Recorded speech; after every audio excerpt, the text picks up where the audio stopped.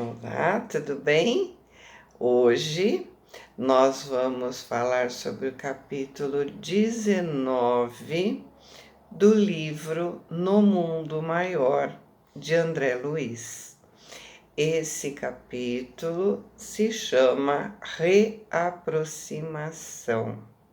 Então, lembrando, né, capítulo passado, André encontrou com seu avô, Cláudio, e hoje, então, nós vamos dar continuidade àquela história. E André começa dizendo: quando Cipriana voltou, lembra que ela foi para um lugar onde ela disse: vocês não podem ir conosco, vocês ficam aqui esperando, né? Então, quando Cipriana voltou, em companhia dos demais amigos, me encontrou banhado em lágrimas e ouviu a estranha narrativa de meu avô, meio lúcido. Esboçou complacente gesto e disse bondosa: André, eu sabia que não terias vindo para nenhum resultado. Em rápidos minutos, eu descrevi a ocorrência, prestando todas as informações sobre o passado. A diretora ponderou, serena, a minha viagem através do passado e disse: dispomos de pouco tempo, e como não será possível ao doente nos acompanhar, devemos interná-lo já em algum recolhimento por aqui mesmo. Meu avô, apesar da alegria de me haver reencontrado, reconhecido, né, não guardava razoável equilíbrio. Pronunciava frases desconexas, em que o nome de Ismênia era repetido a cada passo. E Cipriana disse: não podemos esquecer que o irmão Cláudio precisa de tratamento e de cuidado. É impossível prever quando se achará em condições de respirar a atmosfera mais elevada. Lembra, ele está no umbral, né? Acentuou a venerável instrutora, né? E assim dizendo, generosa e meiga, auscultou o velhinho semilouco, examinando-o maternalmente, e decorrido alguns instantes, informou: André, nosso enfermo, para melhorar com mais rapidez e eficiência, deveria retornar à experiência carnal. E eu disse humilde: nesse caso, então, poderíamos merecer o seu auxílio, irmã? E ela respondeu: como não? Em se tratando de reencarnação por meras atividades reparadoras, sem a projeção nos interesses coletivos, de modo mais amplo, nossa ajuda pessoal pode ser mais decisiva e imediata. Temos por aqui grande número de benfeitores providenciando reencarnações em grande escala nos círculos regenerativos. Vejamos como estudar a situação futura de seu irmão. Ou seja, né? Ele não precisava ter uma reencarnação, né, uma encarnação em que beneficiasse uma coletividade. Ele seria uma encarnação para reparar erros, né, seus erros. Então, apesar dele estar no umbral, ela pode providenciar uma encarnação para ele. Não havia um motivo superior para que ele renascesse. Era apenas expiação. Era uma reencarnação compulsória, né? Mas em caráter construtivo e não punitivo. Olha a bênção. Além da oportunidade do reajuste, ainda ele não precisaria sofrer se conscientizando da situação em que ele se encontrava. Já seria encaminhado direto para uma encarnação de ajustes. Percebeu o que ela disse? Reencarnações em grande escala. Então, muita gente sai do umbral direto numa reencarnação, como ele, sem passar por aquela conscientização de onde ele esteve e do sofrimento que ele teve. Então, muitas reencarnações acontecem vindas direto do umbral. São as compulsórias e as expiatórias. Voltando lá, né? Ela falou que precisaria saber de mais alguma coisa, né? Para poder providenciar esse reencarne. E aí ela submeteu o doente a carinhoso interrogatório. O ancião comovido contou que seu pai, ao se casar, trouxe para o lar uma filha de sua mocidade turbulenta e a esposa acolheu com doçura. Mais tarde, essa irmã foi ama desvelada, tendo se tornado credora de justa gratidão. Mas, enceguecido pelo propósito inferior de possuir dinheiro desmedidamente, despojou-a dos bens que lhe cabiam, por ocasião do falecimento dos pais, que, vitimados por febre maligna, o haviam deixado em vésperas de casamento. Ismênia expoliada. Expoliar é desapropriar por meios ilícitos, né? Então, ela expoliada, depois de chorar e reclamar inutilmente, foi obrigada a se abrigar em residência de família abastada, que lhe deu, por favor, um lugar de copeira, com remuneração desprezível. Soube que, constrangida por dificuldades materiais de todo tipo, ela se casou com um analfabeto rude e cruel, que a seviciou, quer dizer, maltratou, violentou, né? E lhe deu algumas filhas em dolorosas condições de miserabilidade. Depois de expor o desvio máximo de seu caminho, passou a comentar os indignos ideais que nutria no terreno da sovinice, estremecendo os nossos corações. Cipriana, demonstrando-se habituada aos problemas daquela natureza, esclareceu: já conhecemos 2 pontos essenciais para os serviços que lhe competem: a necessidade da reaproximação com Ismênia, que não sabemos onde se encontra, se está encarnada ou não, e o imperativo da pobreza extrema, com trabalho intenso, para que reeduque as próprias aspirações. Então, pela lei de causa e efeito, ele precisa se reaproximar da irmã que ele fez sofrer e precisa ser pobre para dar valor ao trabalho honesto, ganhar a vida com dignidade.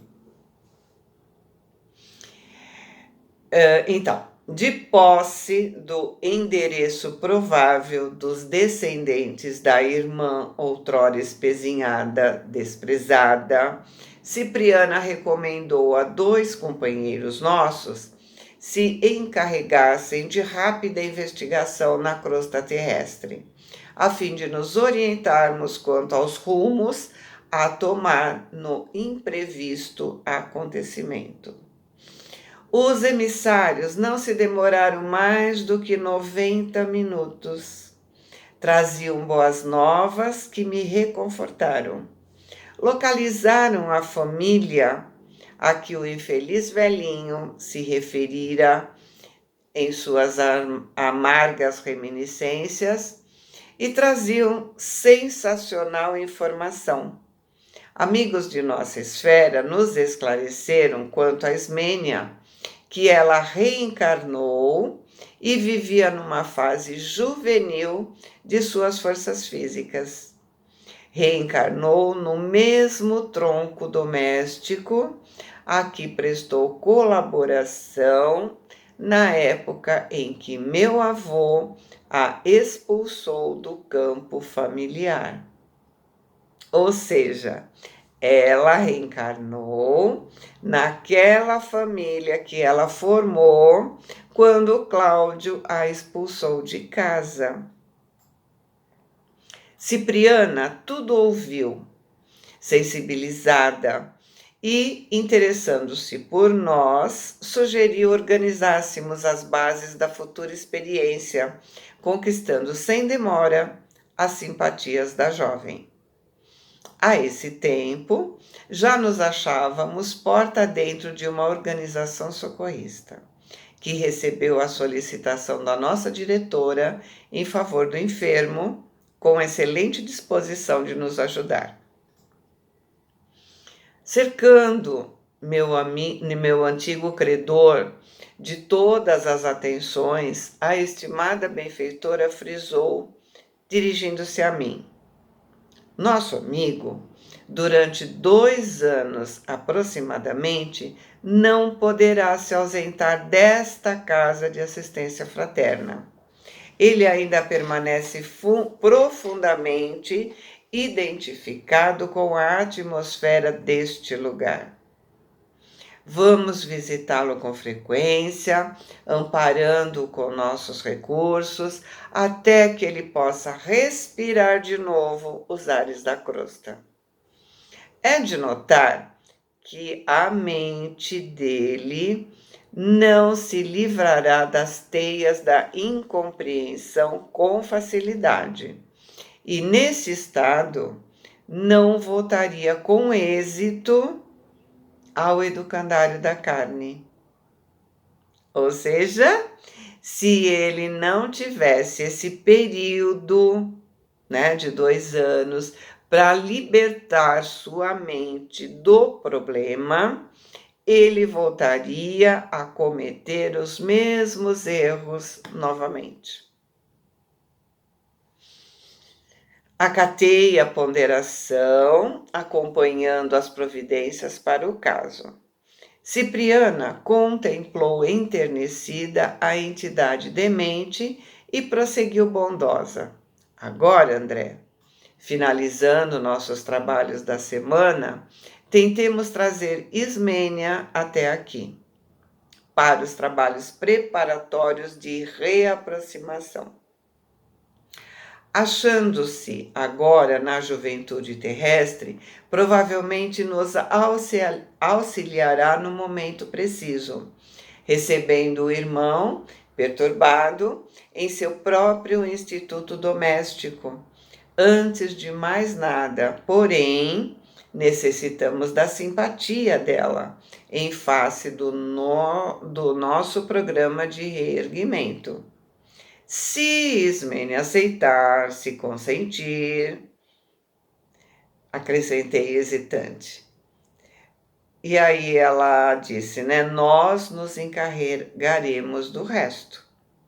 O retorno de Cláudio à esfera física terá característicos muito pessoais, sem reflexos de maior importância no espírito coletivo. Por isso, nós mesmos poderemos providenciar quase tudo, confiando o enfermo aos beneméritos companheiros que velaram na casa do amor cristão, em que nos asilamos, nos dirigimos para o rio, onde Ismênia seria encontrada por nós em modesto lar de Bangu. Em plena madrugada, entramos respeitosos na humilde residência. A irmã de meu avô, agora, era a sexta filha daquela senhora que, na existência física, era conhecida por neta da velha Ismênia, cuja personalidade para a família terrena se perdeu no tempo e que não era outra senão a menina e moça, sob nossos olhos, de volta às tarefas aperfeiçoadoras da luta carnal. Então, ela veio como sua bisneta, ou seja, vai receber os valores que plantou na família.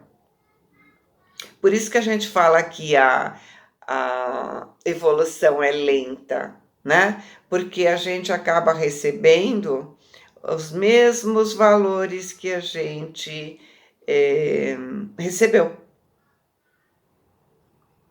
né? Porque os valores que ela recebeu, ela passou para os filhos passaram para os netos, e os netos agora, como pai dela, estão passando novamente para ela. Olha a responsabilidade. Se deixarmos bons exemplos, receberemos bons exemplos para seguir. Se deixarmos maus exemplos, os receberemos. Voltando lá na casa dela, né? Tudo ali respirava pobreza digna e adorável simplicidade. Adiantando-se, Cipriana colocou a mão sobre a mente da jovem adormecida, como a chamá-la até nós.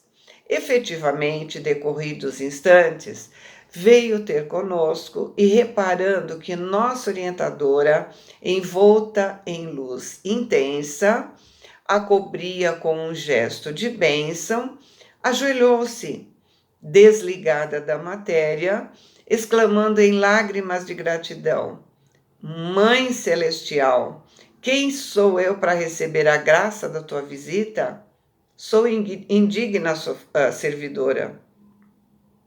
Cobriu o rosto com as mãos, sentindo-se talvez ofuscada pela claridade sublime e contendo a custo a comoção, a desaguar no seu peito, mas nossa veneranda benfeitora se aproximou, pousou as mãos carinhosas na sua abastada cabeleira negra e falou compassiva: Minha filha, sou apenas tua irmã, tua amiga. Ouve, quais são as tuas intenções na vida? Como a jovem ergueu os olhos cheios de lágrimas, a nobre mensageira acrescentou: Precisamos da tua colaboração e não desejamos ser amigos inúteis. Em que podemos te ajudar? Decorreram pesados instantes de expectação e Cipriana acrescentou prestimosa: Fala, explica, sem receios. Voz entrecortada pela comoção, lembrou com ingenuidade juvenil: Minha mãe, se eu puder te pedir alguma coisa, peço auxílio para Nicanor. Somos noivos há quase 2 anos, mas somos pobres. Trabalho na indústria da tecelagem, com salário reduzido, para ajudar a manutenção da nossa casa. E Nicanor é pedreiro. Temos sonhado com a organização de um lar pequeno e modesto, sob a proteção da divina providência. Poderemos aguardar a aprovação de Deus? Cipriana estampou na fisionomia extrema ternura materna e respondeu: como não? Teus desejos são justos e santificantes. Nicanor terá nosso amparo e tuas esperanças nossa viva contribuição.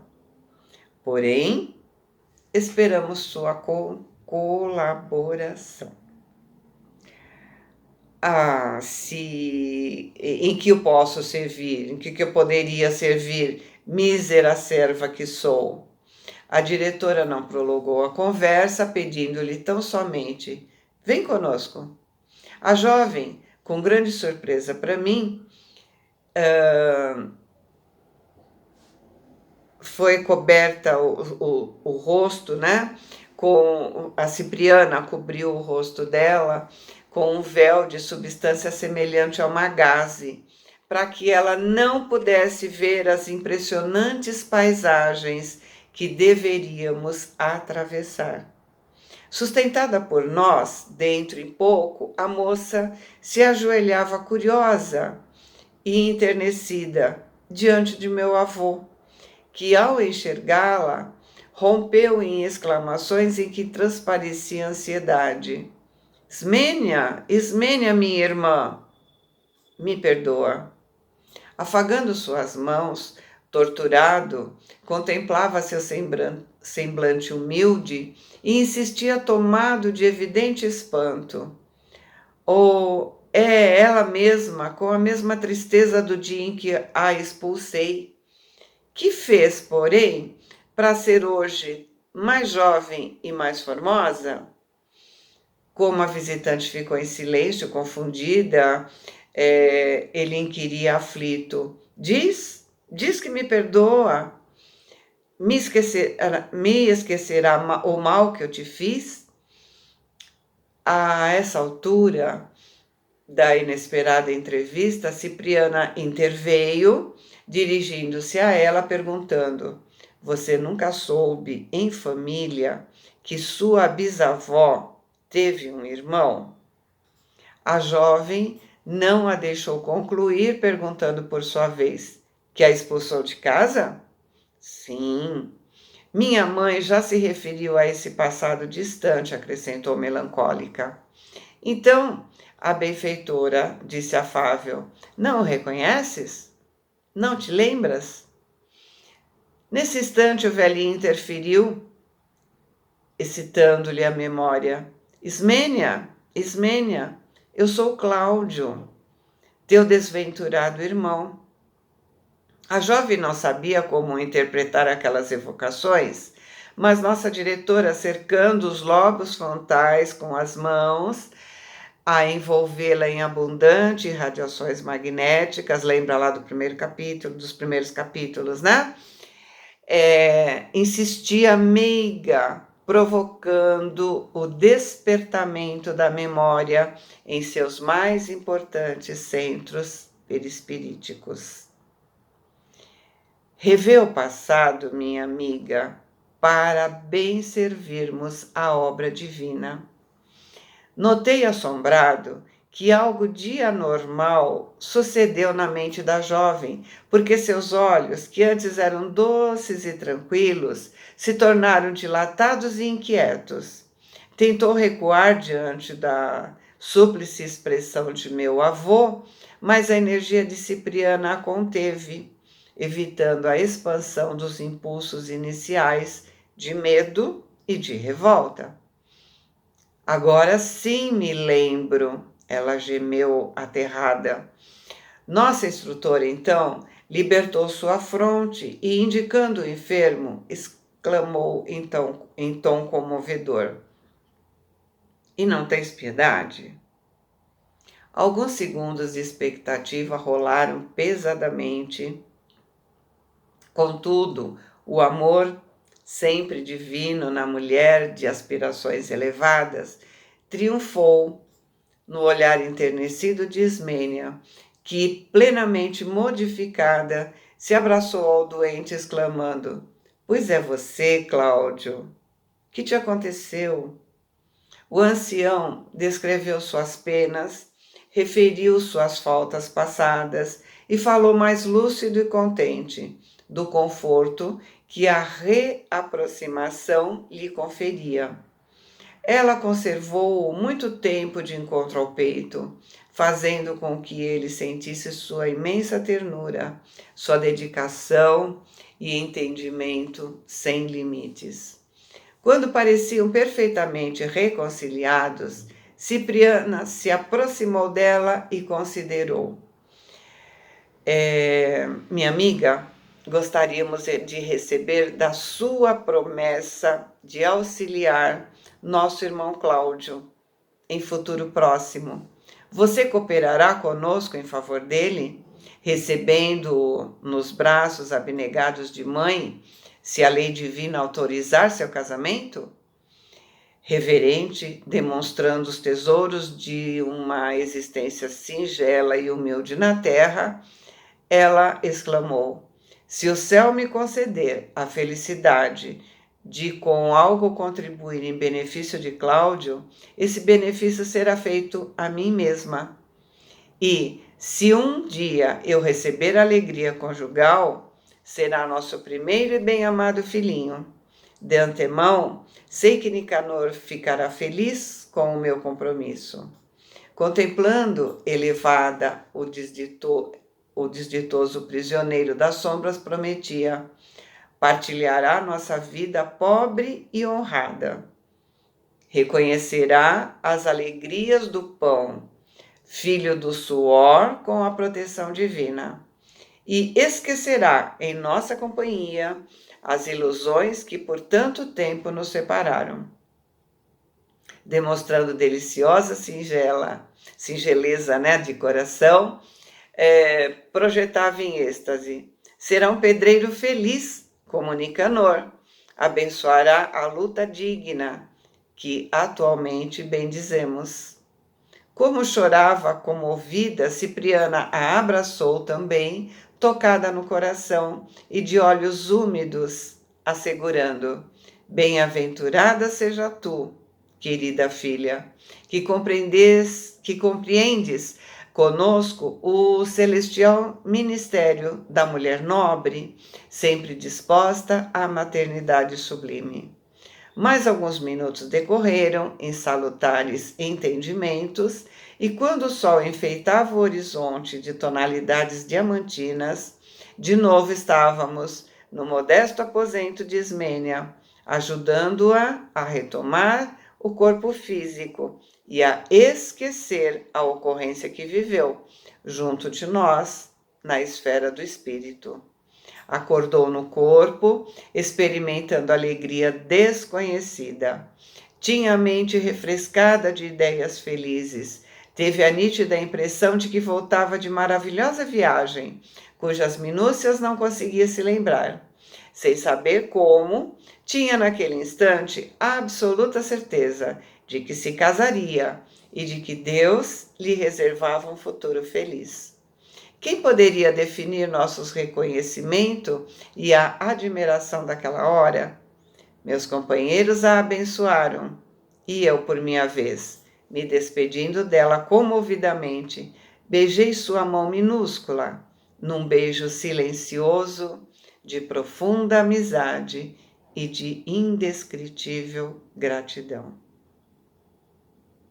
Então, gratidão por ela não ser uma vitimista e querer se vingar de Cláudio, mas ao contrário, com nobreza de caráter, se propôs a ajudar, dar novos valores ao Cláudio. Lindo, né? Beijos, boa semana, fiquem com Deus.